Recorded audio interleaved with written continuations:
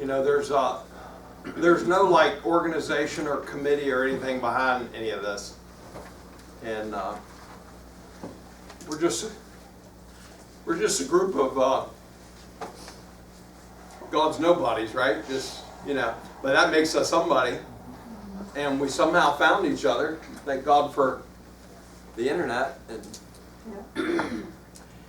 and then it's just people's heart.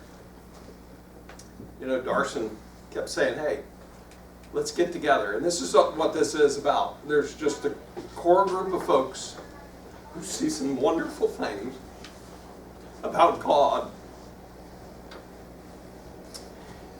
And, you know, you don't get a lot of this when you're back home from all the places we are. Maybe some of our family members or something, and we just long to be together.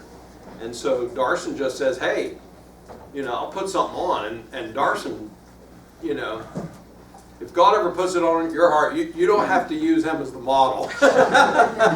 Because he did a bang-up job, you know. I mean, he's feeding us. And he's got to slip away because he's got work to do to get the next meal ready. But we're so thankful for you, Darson.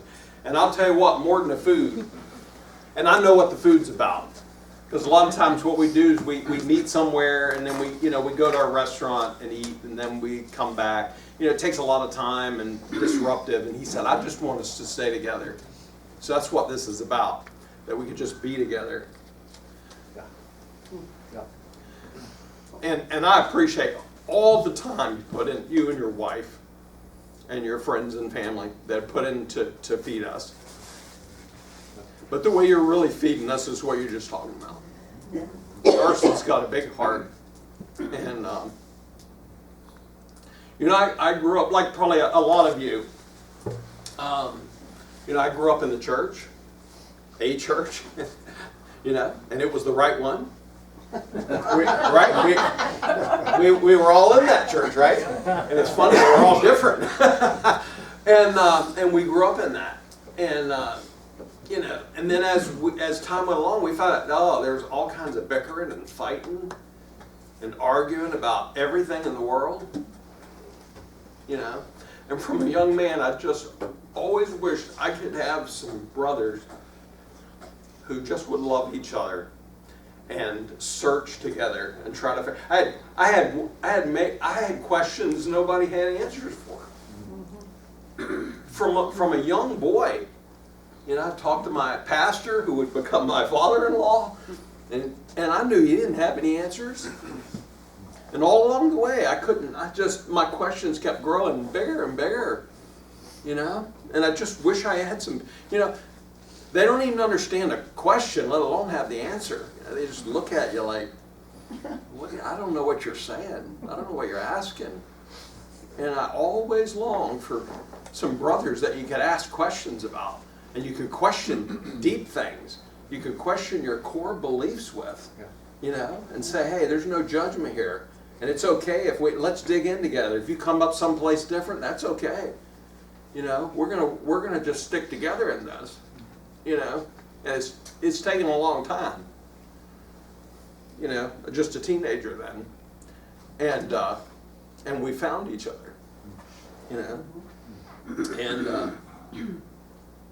and our goal is to endeavor to keep the unity of the Spirit. We're not making this unity. You know, we have no doctrinal statement and no organization, and we don't have anything to keep us together. God did that part. It's a done deal. That sevenfold unity in Ephesians chapter 4. And you don't even have to understand it. You don't even have to believe it. It's just the truth. Okay? And it binds us together no matter what. But we have to keep it with the tie of peace. What a beautiful word peace is. Yep. Peace. I thank God for this place of peace in my life, and I thank you again. And you know, Darson, when we're talking, we made a little video that we put on YouTube about this meeting, you know, and I'm thinking I should have known better.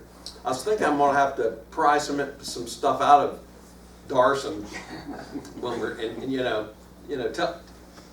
he took off. And the one thing, I just went and listened to it before I came here this weekend.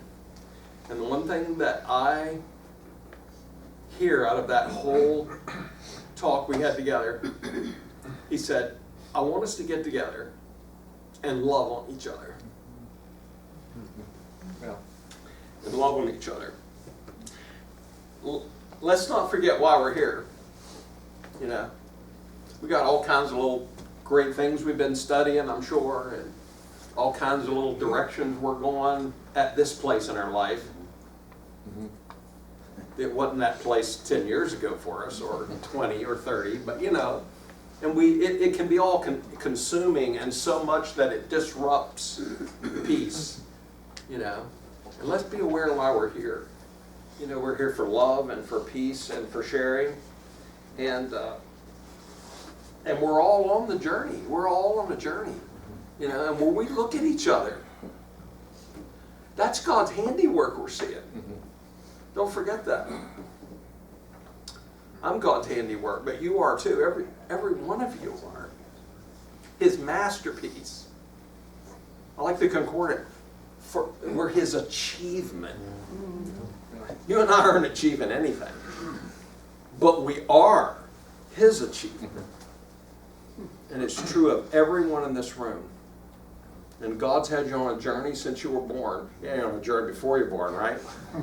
Before the disruption of the world.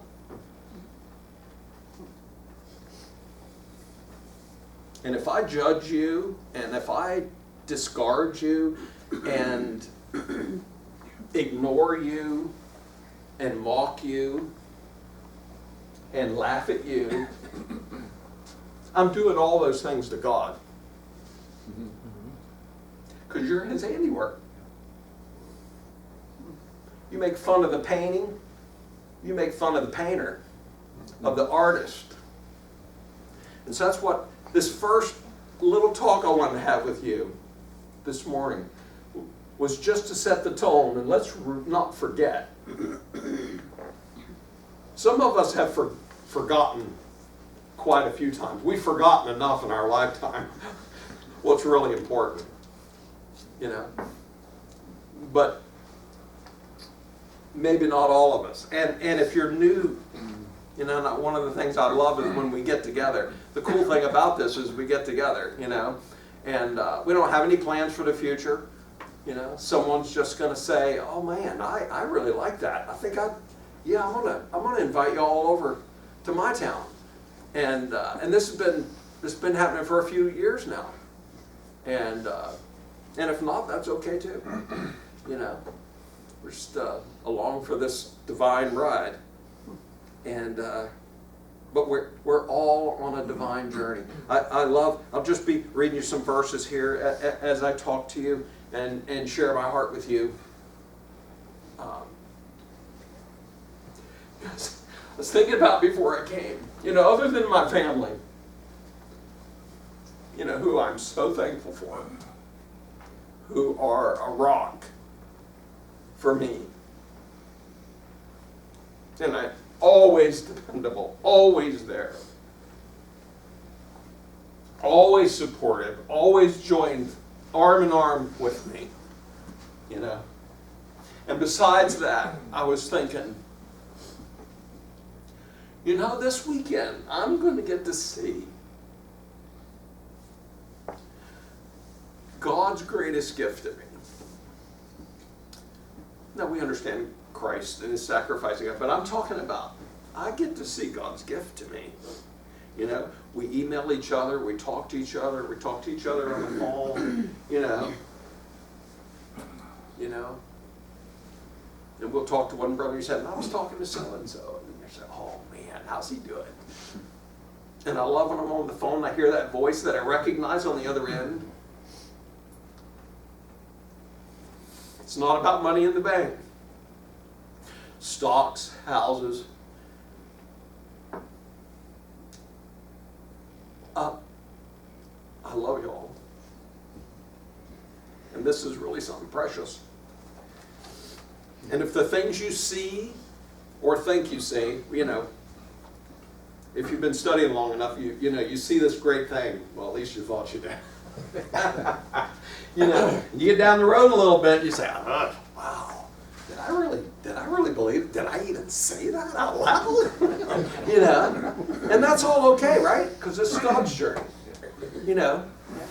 Kids come home, watch the grandkids come home, 4th grade, they come home to tell you the greatest stuff. They're experts about something that they learned in school, and they're telling you about it, and you're like,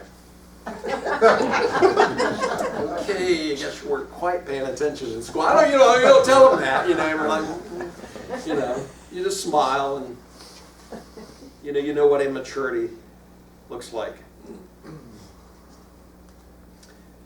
Psalm chapter 139:16 says, all my days,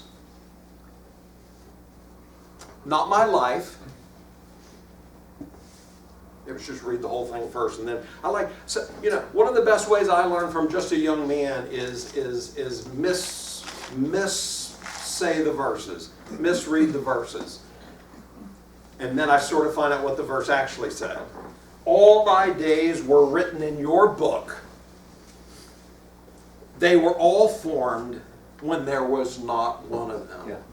Yeah. That was a good day when that verse got me. So say when I got the verse, now the verse got me. And it doesn't say, my life, or the idea of me. It says my days. Yep. All my days were written. And if that's true, we're all on a divine journey. Everyone is on a divine journey. It's going to reach this beautiful climax. It's going to reach this beautiful place. It's a beautiful journey. Even the ones that look disastrous. In fact, they're going to be even more beautiful by contrast. It's going to be glorious, the outcome, for every one of us. And we're all on this divine journey. And this divine journey, the fact that he wrote every day, he wrote today. And he pre-wrote today, and he pre-wrote that we're all here today. This is divine.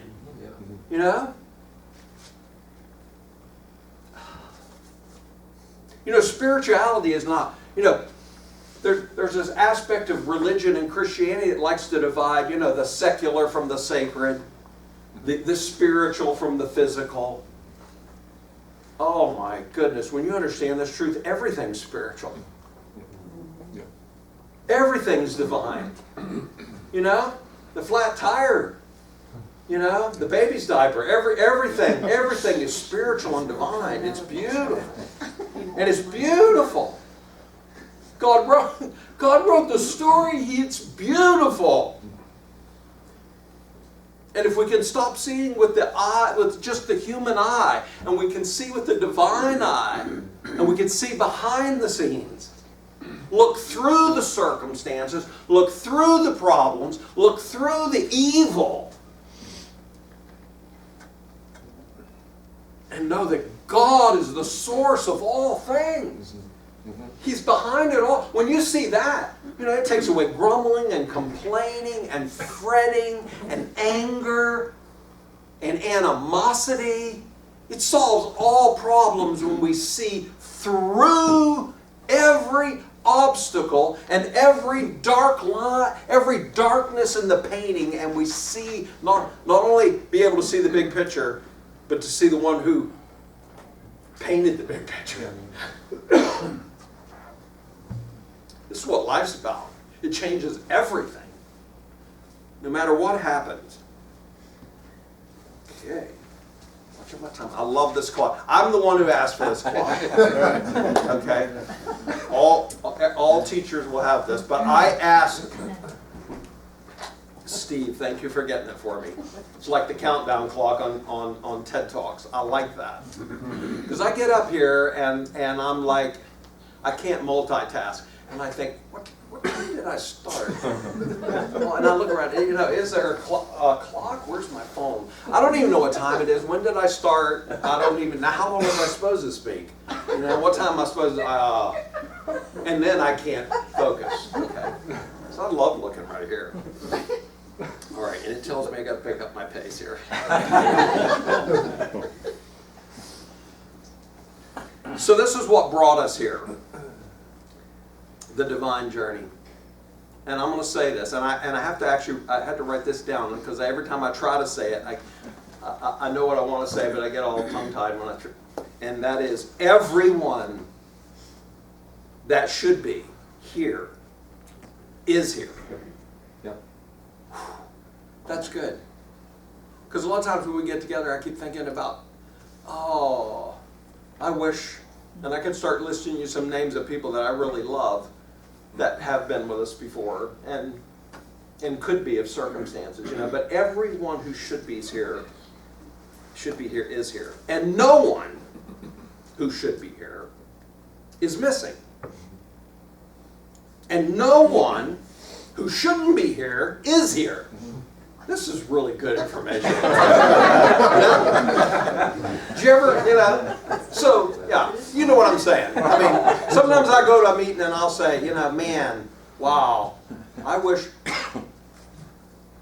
Jamie Buckner was here. I wish James Fine was here. And I wish Jim Darson was here. And I start, missing the people who weren't here. You know what? You get to let that go, don't you? Yeah. I love the people who aren't here, and I wish they were here. And then God teaches us really to love. You know what? That's God's story. Okay? And now the characters are intersecting. We're playing our role. And you can hug anybody.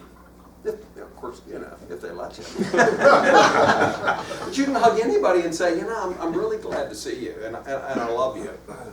And I'm thankful for you. Of course, even the antagonist, and because God, again, is writing the story. This is a divine arrangement.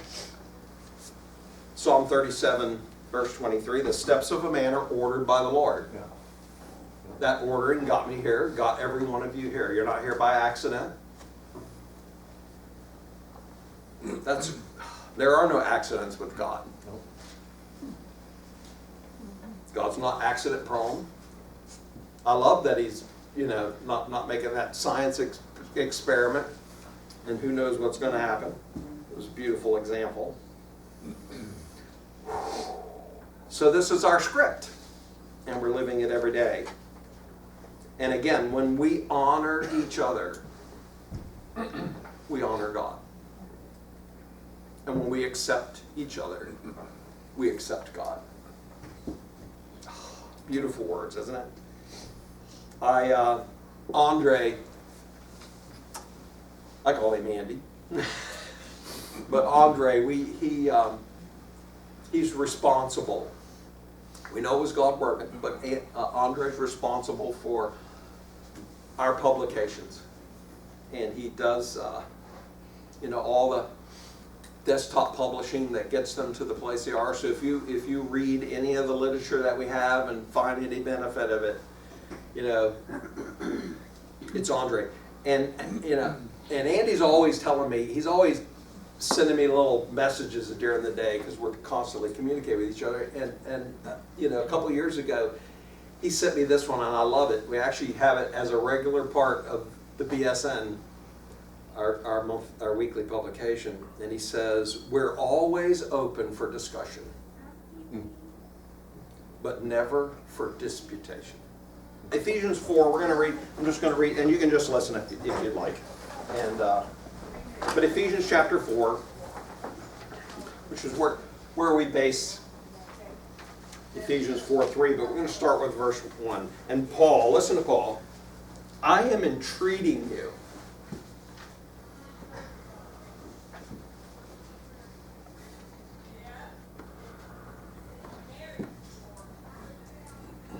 Can you hear the plea to Paul here? Something really big on his heart. I am entreating you then, as a prisoner of the Lord. Oh. There's the divine viewpoint, by the way. That's looking past your circumstances and seeing the sovereign hand of God. Paul thought he was a prisoner of the Lord. He was a prisoner of Rome. Yeah. And he looked past that. That's what we're talking about. Look past every circumstance, look past every problem, look past every person, look past yourself.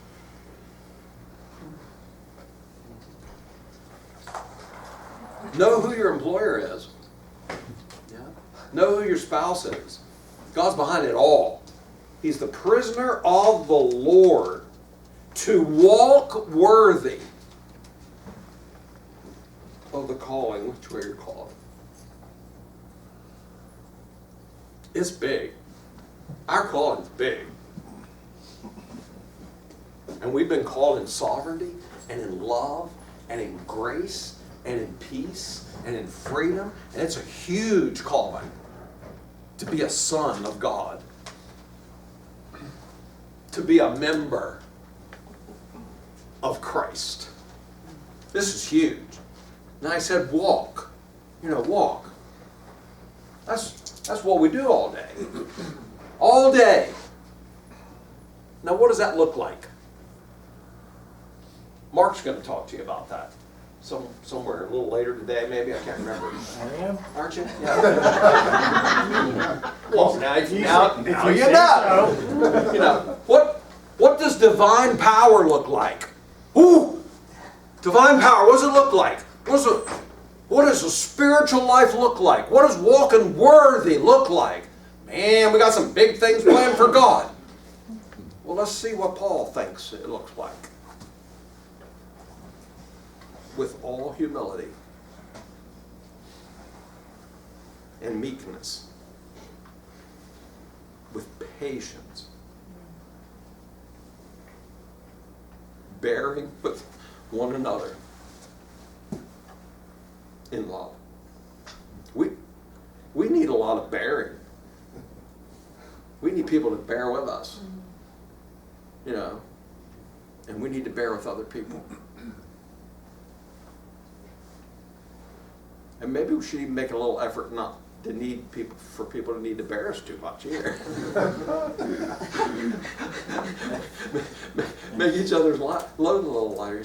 Are these beautiful words? Yeah. Yeah.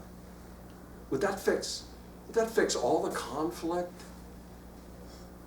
that surrounds your heart? Even if you're in the middle of conflict, we don't have control in anything.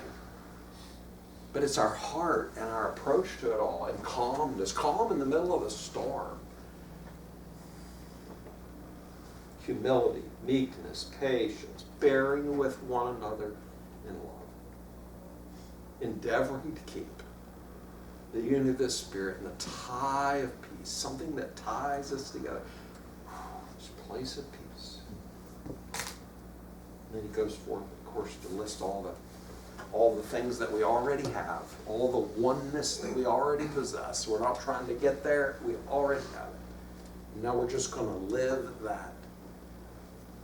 And anything less than that is just immaturity. And the world's full of it. The world's full of the opposite of peace, the opposite of the tie of peace. The world is full of the opposite of peace. Chaos and conflict and division and strife, and it's everywhere. And it's on the 24-hour news cycle, and it's just over and over and over again. And you park yourself there, and oh my, just spiral and spiral and spiral, And I find that even I'm not saying we shouldn't know what's going on, but I find that even in, the evening news, I think they could just keep playing the same news. Maybe take like 7 shows and repeat it every week, and just change the names and the town. And Fred Smith shot so and so. Well, we'll just change that to another name. It's just the same stuff.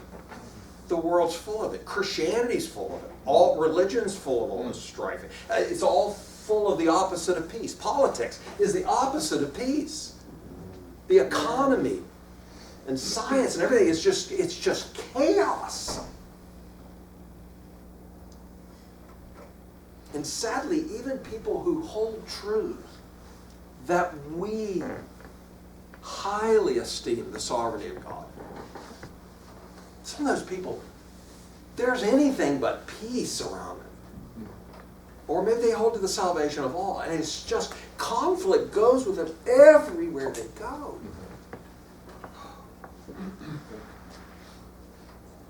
I love that. The one translation that Paul answers, what happens when you're with that schismatic, and one translation says, and I love this one, it just says, excuse yourself.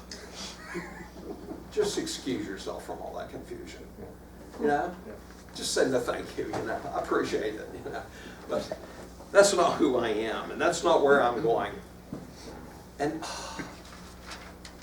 that's what this weekend's about. And if you're new, I want to tell you, and let me just say this, bear with one another. Here's the best way that truth comes home to me. I've been in hot pursuit of understanding the Bible. It is the main passion and drive of my life. From when I was 15 years old. It was 51 years ago. And I'm not telling you that to brag. I'm telling you that I have went down many wrong roads in that pursuit. I thought I was seeing something. Or somebody told me something and it sounded good. And I've been a lot of places in my life. But there's always been some progression that Father's using to take me here. But here's what I want to think. And here's what I ask myself sometimes. So 10 years ago, I didn't see things quite the way I see them today. So when I was 56, I didn't quite see things today like I do today. And when I was 46 and 36 and 26 and 16.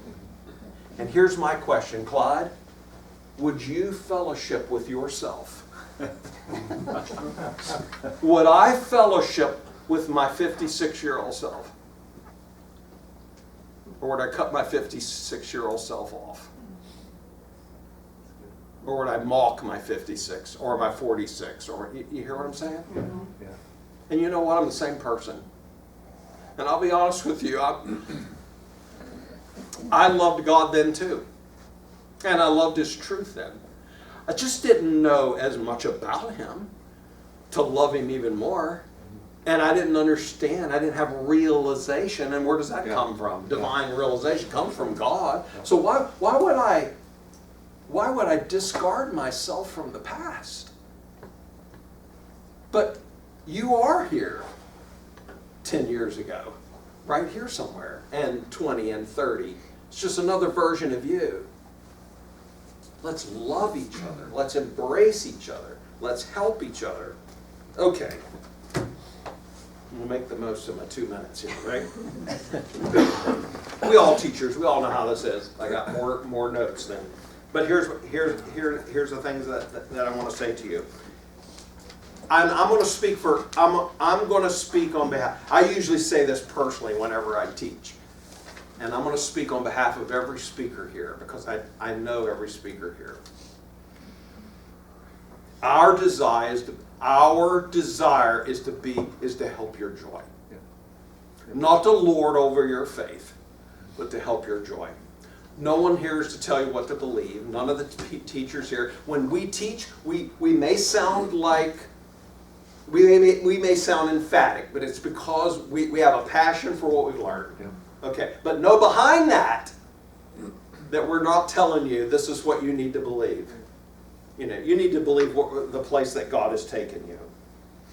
And the second thing I want to tell you is that our attitude.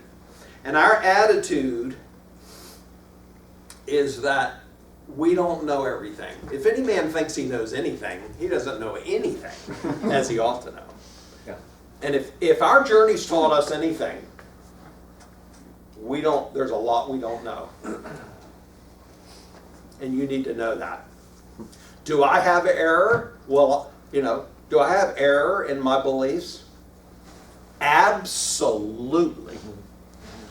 Because I'm not infallible. I know the Pope's getting sick, but I can't replace him. Maybe that was sarcastic. But you understand what I'm saying? None of the speakers here thinks that they're an authority of anything. We're just sharing our journey. That's it. And we have things that we believe wrong, and we're working on trying. I've been digging for 50 years trying to find the stuff that's wrong. And if you have a clue about it, tell me. We'll look together. You tell me what you thought, and I'll tell you what. And we're going to love each other and take care of each other, and no matter what, because this is God's stuff. This is God's doing. And there's no uniformity here. Love you.